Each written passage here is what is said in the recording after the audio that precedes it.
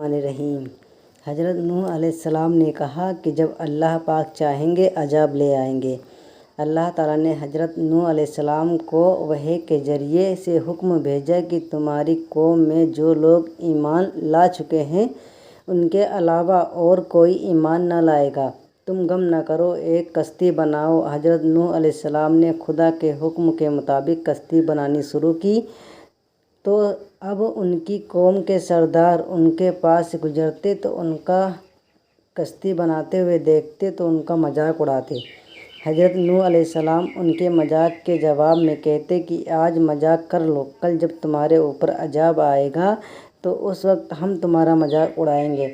آخر اللہ تعالیٰ کا عذاب اس کے وعدہ کے مطابق آیا۔ زمین سے پانی نکلنا شروع ہوا اور آسمان سے بارش آنی شروع ہوئی۔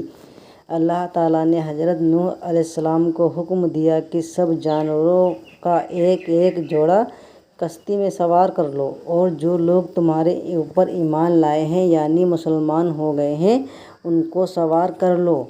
حضرت نوح علیہ السلام نے اس کشتی میں سوار ہونے والوں سے کہا کہ اللہ تعالیٰ کا نام لے کر اس کشتی میں سوار ہو جاؤ کہ اس کا چلنا اور ٹھہرنا اسی کے ہاتھ میں ہے۔ اللہ تعالیٰ بڑا بخشنے والا مہربان ہے۔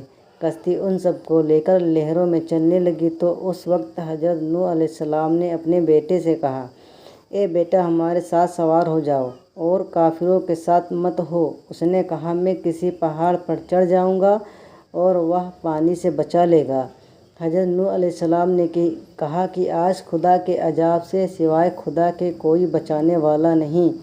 اتنے میں دونوں کے درمیان ایک پانی کی لہر اٹھی اور وہ ڈوب گیا۔ پھر خدا تعالیٰ نے زمین کو حکم دیا کہ اپنا پانی نگل جا، اور آسمان کو بھی حکم دیا کہ پانی برسانا بند کر دے، یہاں تک کہ پانی خشک ہو گیا اور تمام کافر دنیا میں ختم کر دیے گئے۔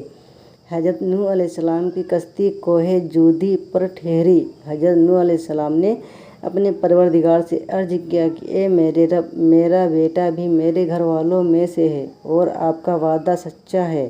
یعنی حضرت نوح علیہ السلام کا مطلب تھا کہ اے اللہ تعالیٰ، آپ نے وعدہ فرمایا تھا کہ تیرے گھر والوں کو اس طوفان سے بچا لوں گا، پھر میرا بیٹا کیوں ڈوبا؟ تو خداوند تعالیٰ نے فرمایا کہ اے نوح، تیرا بیٹا تیرے گھر والوں میں سے نہیں تھا کیونکہ اس کے عمل اچھے نہیں تھے۔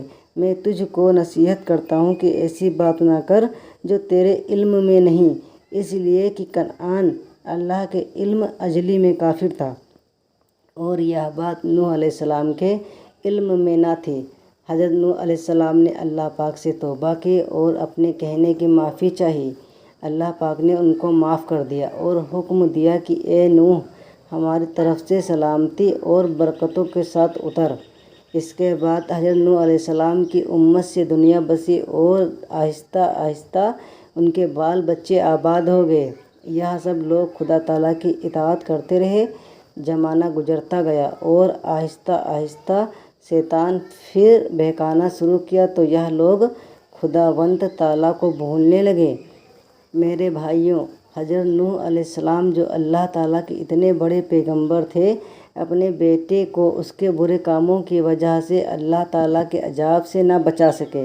اس طرح اگر ہمارے ماں باپ اللہ کے کتنے ہی ولی کیوں نہ ہوں، اگر ہمارے اعمال اچھے نہ ہوں تو وہ ہم کو اللہ تعالیٰ کے عذاب سے نہ بچا سکیں گے۔ ہم کو اپنے بزرگوں کو نیک عمل کا سہارا نہیں لینا چاہیے، بلکہ اللہ تعالیٰ اور اس کے رسول اللہ صلی اللہ علیہ وسلم کے بتائے ہوئے کاموں پر عمل کر کے نیک بننا چاہیے۔